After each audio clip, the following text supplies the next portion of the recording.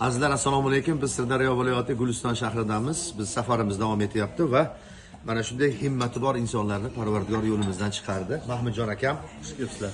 Mehmondamiz mana shu joyning egasi Yangi Nur kafesiga, oshxonasiga, Yangi Nur oshxona restoraniga Gulistonda bo'lsanglar, siz albatta kelinglar.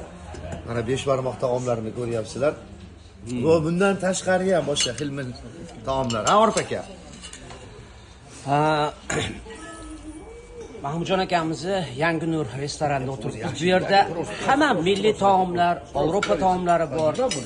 Kaboblar, lekin 5 barmoq alohida hisobga kerak, alohida o'ringa ega. Chunki bu yerda Mahmudjon akamizni Yangi Nur oshxonasida 5 barmoq ham qilinadi. Ataylab spesialniy deydi-ku. Gap bo'lishi mumkin emas. Qazi qarta bularga-ku вообще gap yo'q. Mana bu endi buni ko'rish kerak. Ko'rish kerak emas, yeyish kerak. Yeyish shunday kelish kerak. Kelish kerak. Endi bildim, kelish kerak deydi. Kelish kerak. Ko'rish kerak, yeyish kerak. Yana aytyapmiz, Gulistonga kelsanglar shundoq. Guliston teatrining ro'parasida Yangi Nur kafesi. Umringiz uzoq bo'lsin aka, joningiz sog' bo'lsin.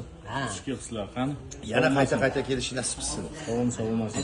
Tashrif buyuringlar, esingizdan chiqmasin. Haligi bu ochgancha odam emas, u asosiy odam orqada o'tiribdi. Hamma shu 5 barmoq uchun ko'pchilik kelar ekan. Ya boshqa ovqatlar ham yaxshi. Kelsanglar Gulistonga, Yangi Nurga tashrif buyuringlar albatta.